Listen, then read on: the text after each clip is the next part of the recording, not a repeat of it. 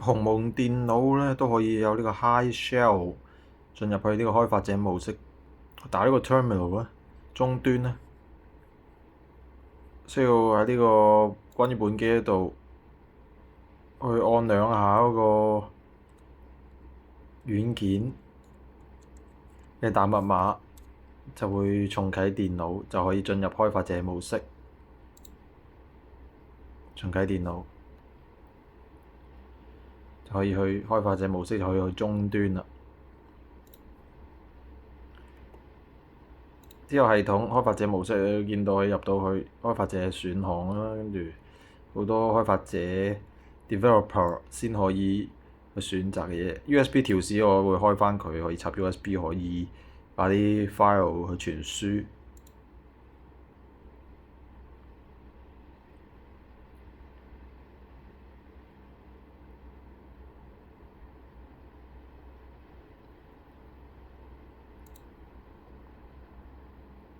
要插喺右邊嗰度嘅 USB 嘅話，右側端口，左側可能唔得嘅。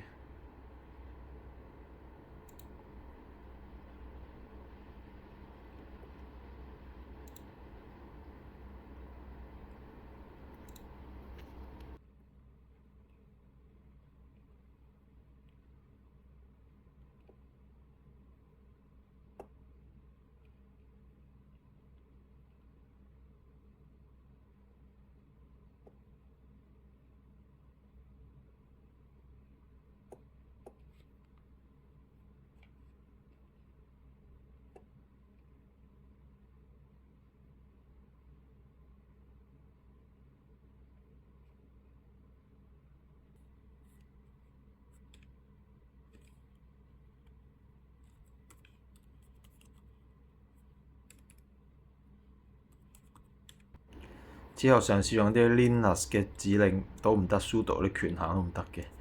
但係好明顯睇到佢係有啲去 Linux 度去更改嘅佢嗰個鴻蒙系統，但係實際上又唔同，可能佢借在 Linux 嗰啲底，佢不改一改佢，實際上又唔係 Linux 嗰啲嘢。所以 LS 咧就係 Linux 嗰啲嘢啦，Unix 啊類 Unix 嗰啲指令可以用到。LS CPU 可能佢鎖咗唔俾你用，改咗啲嘢。你見到唔俾用 check CPU，sudo 又唔得啦，唔知有冇啲源啊可以下載啲嘢。之後我發現到 toybox 打 toybox 就可以揾到好多唔同嘅指令啦。因為我打 help 咧，佢會彈出嚟用 toybox 有指令噶嘛。嗱，我只要打 who am I 都揾到啲指令啦。唔需要 sudo 嘅，sudo who am I就 inaccessible。所以而家我個 administrator 最高嘅權限，所以都唔需要打 sudo。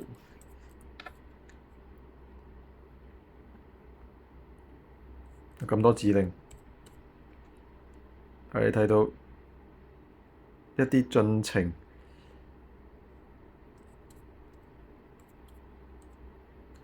Toybox 好多指令，有 ping 有 telnet，一嘗試下可唔可以原生嘅 terminal 裏邊睇下可唔可以用到呢啲指令啦。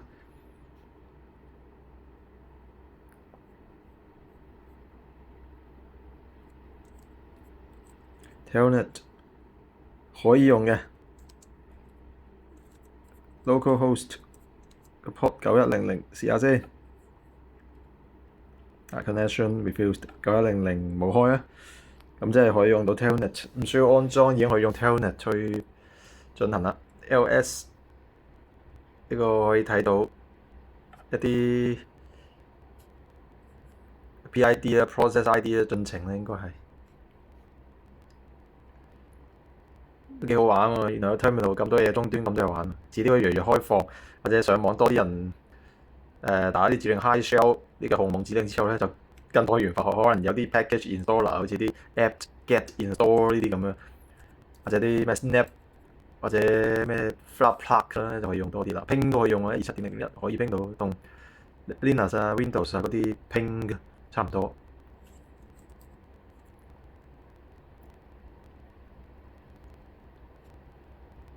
好多指令。希望遲啲咧會多啲開放啲，有啲咩卓爾通啊，好似嗰啲多啲安卓嘅軟件啦，仲有 Windows 軟件啦，咁樣就 Windows 而家有 ARM，但係最好就直接好似有龍芯咁呢度睇到 ifconfig， 亦都可以用睇到啲 networking 嘅嘢，好似龍芯咁喺 UOS 或者 Linux 裏邊可以跑到 exe 檔，用 Wine 嘅方法呢個 ABI 連接咧，就可以直接跑到 Windows 喺鴻蒙嗰度，唔使虛擬機嗰度浪費咗啲資源，或者可以用容器嘅，你虛擬機就比較慢。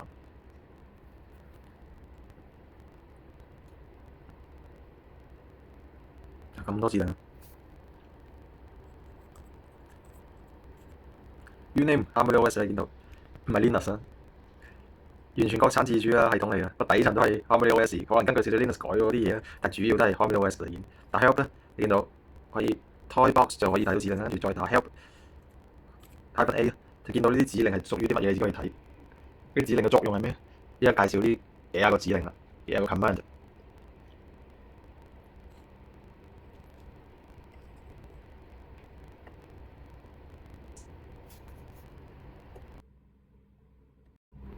之後打呢個 cat plot 降 CPU 演放，你會見到 CPU 嘅 core 有